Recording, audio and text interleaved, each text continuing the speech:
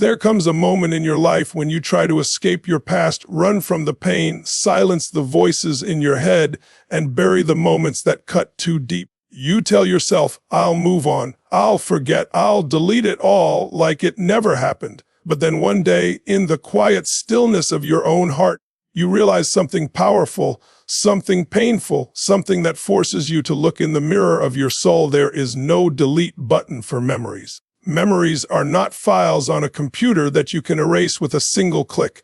They're etched into your nervous system, carved into your subconscious, and wired into the very fabric of your being. Every laugh, every betrayal, every tender touch, every cold silence, it's all stored inside of you. And if you've ever loved someone who pulled away, someone who built walls because they didn't know how to stay close, someone with avoidant attachment, you know exactly what I mean. The truth is, you don't just remember them, you feel them. You hear their voice when you're alone. You remember their absence more loudly than their presence. And here's the raw reality: no matter how much you try to outrun those memories, they chase you, they haunt you, they whisper to you until you finally face them. But listen to me, those memories aren't here to break you. They're here to wake you. They are your teachers. They remind you that love is not about control. That connection cannot be forced.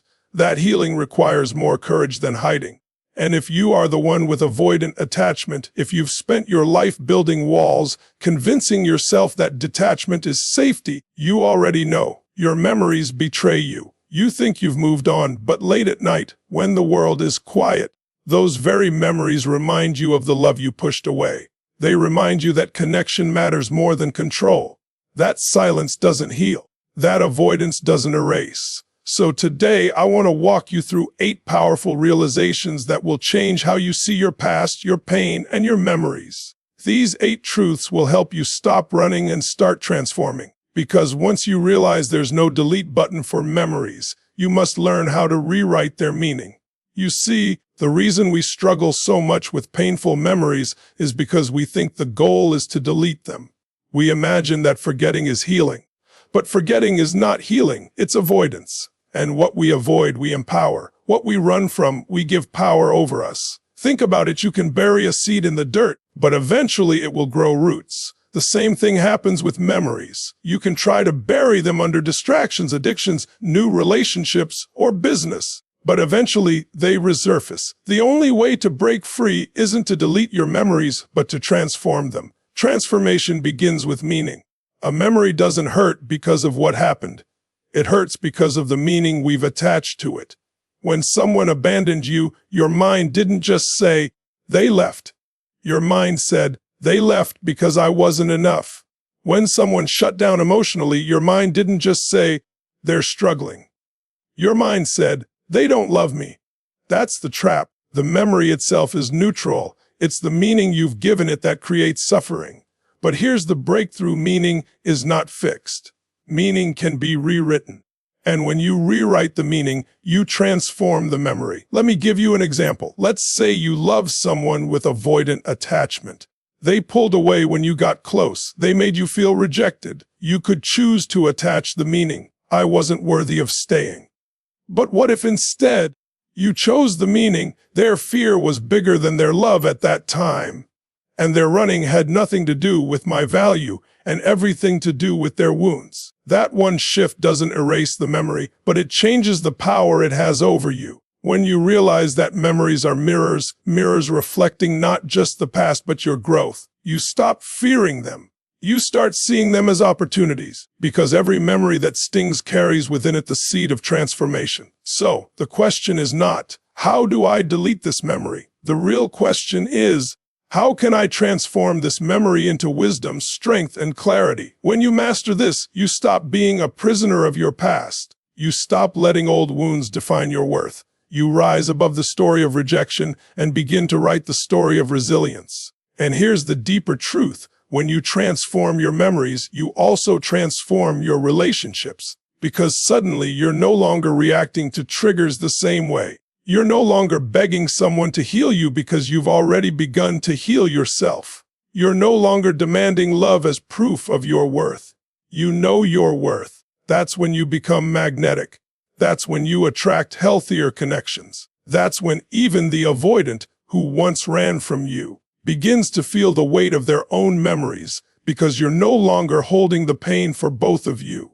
Remember this: the past cannot be erased, but it can be reframed. Memories cannot be deleted, but they can be transformed, and transformation is the only true freedom. The greatest illusion people with avoidant attachment often live by is this: if I distance myself from the situation, from the person, from the pain, it will go away. But that's not how memory works. Memory doesn't fade with distance. It grows louder in silence. The very act of avoiding, of running, of cutting off contact creates an echo chamber in the mind where the memory reverberates again and again. Think about it like this. Imagine you hear a song that brings back painful memories. If you face it, if you listen to it with courage, if you allow yourself to process the emotions, the sting begins to fade. But if you avoid it, if you skip the song, refuse to hear it, run from it, suddenly the song gains power. It becomes this monster in the shadows. That's what happens with memories you avoid. They become louder, stronger, harder to ignore. This is the paradox of avoidance. The very thing you think is protecting you is actually enslaving you. You think silence is freedom, but silence amplifies the memory. You think distance is healing,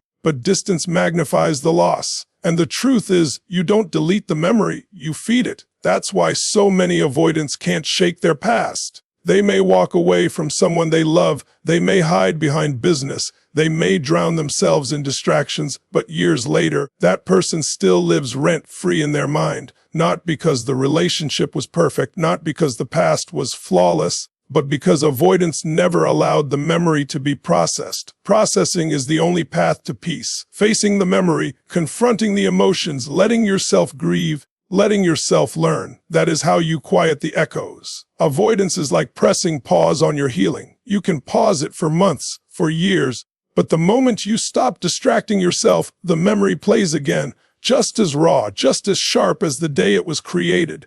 Now, here's where the breakthrough comes in. When you stop avoiding, when you finally choose to lean into the memory instead of running, something incredible happens. The memory stops being a source of torment and starts becoming a source of truth. You begin to see the layers you couldn't see before. You realize the person who left didn't leave because you were unworthy. They left because they were afraid. You realize the pain you carried wasn't proof of your weakness. It was evidence of your capacity to love deeply. You realize that by facing what you avoided, you unlock a new level of strength within yourself.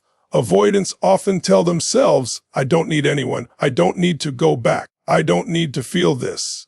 But in reality, they are haunted by what they try so desperately to suppress. And here's the truth. They don't need to go back to the relationship, but they do need to go back to the memory.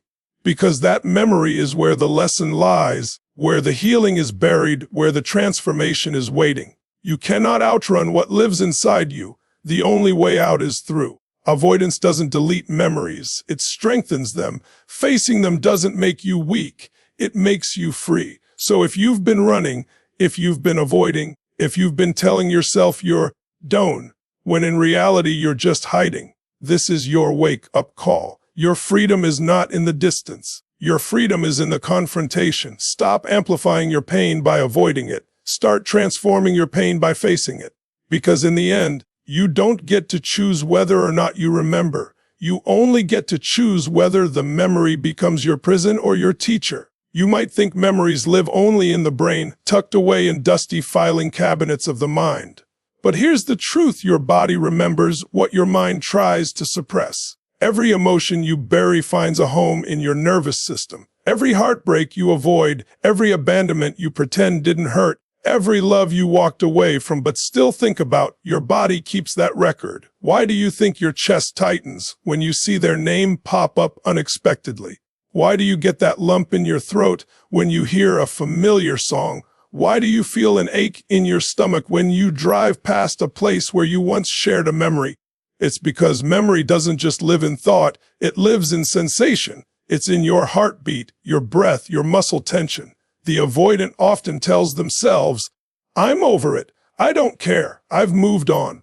But their body betrays them. Their heart races when they encounter reminders. Their palms sweat when vulnerability creeps in. Their body whispers what their mind refuses to admit. You are not free until you face this. Here's the beauty. Just as the body holds the pain, the body also holds the key to release. Healing doesn't come only from thinking your way out. It comes from allowing yourself to feel, breathing through the pain, letting the tears fall, letting your body shake, tremble, release. This is why avoidance fails, because the body will not be silenced. Your body demands truth. It demands courage. It demands release. And until you give it that, the memories don't fade. They tighten their grip. But when you allow yourself to experience the full spectrum of emotion, when you stop numbing and start feeling, something miraculous happens. The memory doesn't disappear, but the pain attached to it dissolves. You remember, but the sting is gone. You look back, but you're no longer held hostage. The body is not your enemy.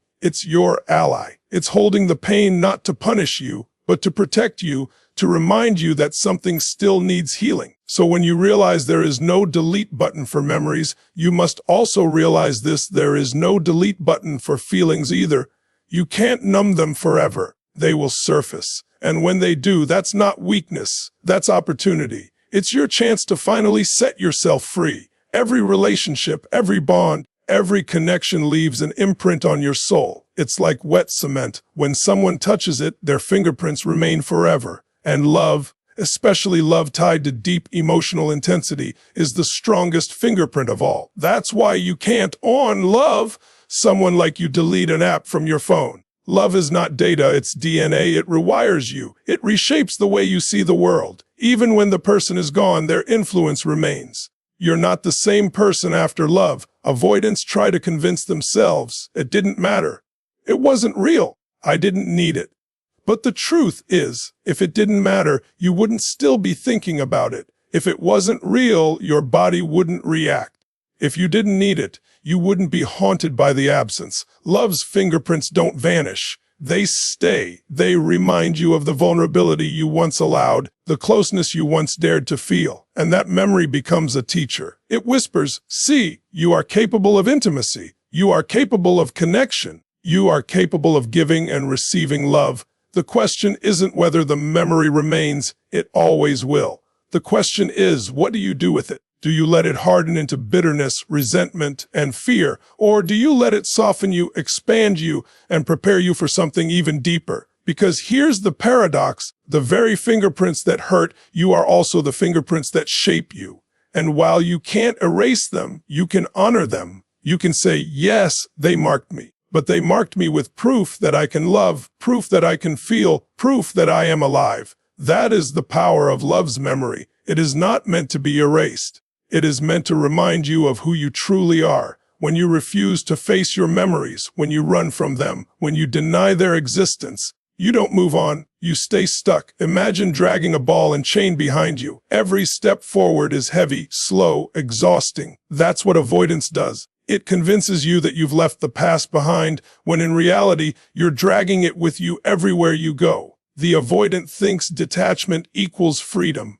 But in truth, detachment without healing equals bondage. Because you're not free, you're still defined by the very thing you're trying not to think about. The only way to move forward is to stop running, to stop carrying the weight silently, to stop pretending you're unaffected. Because the more you run, the more you reinforce the belief that you are not strong enough to face it. But here's the truth: you are strong enough to confront the memory, strong enough to sit with the pain, strong enough to process the grief, strong enough to find the lesson and integrate it into your growth. The past doesn't hold you hostage. Your refusal to face it does. The moment you turn around and face what you've been running from, the chains break, the weight lifts. You stop being a prisoner of yesterday and start becoming the author of tomorrow. So stop running. The memories aren't chasing you to hurt you. They're chasing you to heal you. We often think of painful memories as something toxic, something to discard. But think about this. Why does it hurt so much? It hurts because you cared. It hurts because you loved. It hurts because there was meaning. The very fact that it stings is proof that your heart was open, that your soul was engaged, that you were alive. And that's not weakness. That's beauty. Avoidants misinterpret this pain as a threat. They think, love hurts this much, I must avoid it. But the pain is not a punishment, it's evidence. Evidence that you dared to risk your heart. Evidence that you experienced something worth remembering. Evidence that you are capable of connection even if it ended. So instead of despising the memory, honor it. Instead of trying to erase it, reframe it. Because every painful memory also contains a gift, the gift of love's reality. Yes, you may never be with that person again. Yes, the relationship may be over. But the love you felt, the growth you experienced, the moments you shared, they are yours forever. They are part of your soul's tapestry. When you see your memories through this lens, they stop being wounds and start becoming treasures. Not treasures because they're perfect, but treasures because they shaped you. Here's a secret most avoidants won't admit: they don't actually forget. They don't actually delete. They don't actually move on as quickly as they pretend. What they do is remember in silence. They carry the memories quietly, buried under layers of denial. They replay the moments when no one is watching. They think about the person when they're alone. They feel the ache at night but never speak of it in the day. That silence doesn't mean the memory is gone. It means the memory is alive. Alive in the private corners of their mind, alive in the shadows of their heart. And sometimes that silence lasts for years. Sometimes, long after the world has forgotten, the avoidant is still haunted, not because they want to be, but because they never faced it, never healed it, never spoke it aloud. So don't be fooled by the silence of the avoidant. Don't believe the lie that they've erased you. More often than not, you live inside them far longer than they'll ever admit. The silence isn't absence, it's evidence. Evidence that the memory cannot be deleted. Evidence that the love mattered. Evidence that the story is still alive inside them, even if they never say it. At the end of the day, you can't delete your past. You can't erase the moments that shaped you. You can't wipe clean the memories that carved themselves into your soul. But you can choose the meaning they hold. This is the ultimate power. Not the power to erase, but the power to redefine. To look at the heartbreak and say, this broke me, but it also built me. To look at the abandonment and say, this hurt me, but it also freed me. To look at the memory and say, this is not the end of my story. It is the beginning of my strength. Avoidants fear memories because they think memories have power over them.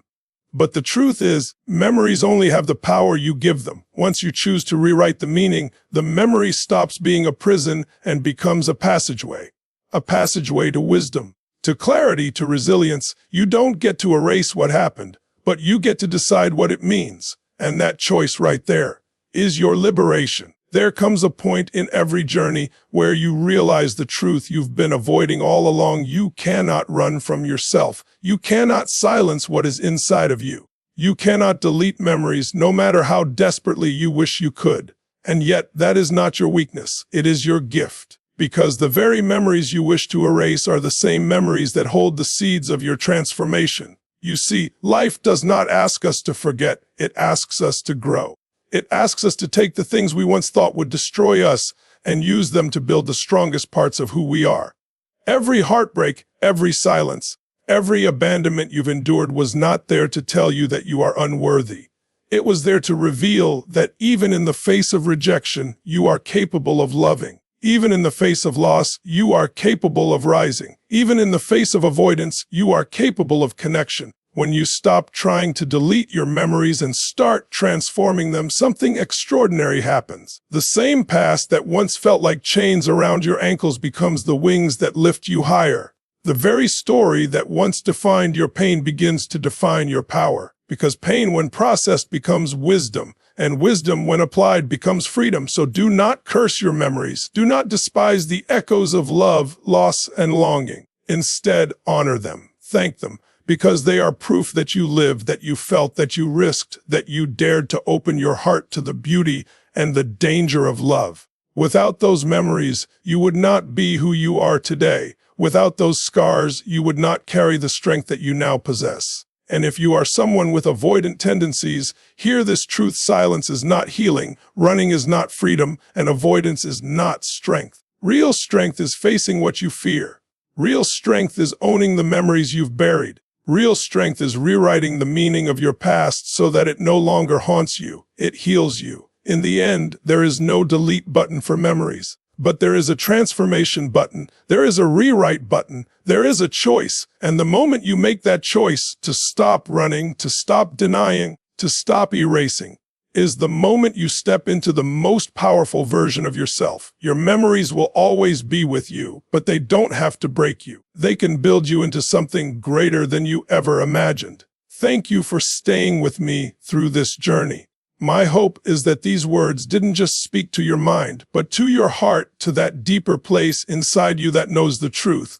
You are not broken by your memories. You are shaped by them. You are not defined by what happened to you. You are defined by what you choose to do with it now. So if today stirred something inside you, hold on to it. Don't let it fade. Act on it. Begin rewriting the story. Begin transforming the meaning. Begin stepping into the version of yourself that is stronger, freer, and more alive than you have ever been. Thank you for your time, for your courage, and for choosing to face what most people run from. That alone makes you extraordinary. Until we meet again, stay strong, stay open, and never forget, you are far more powerful than your past. Goodbye, my friend, and thank you for listening.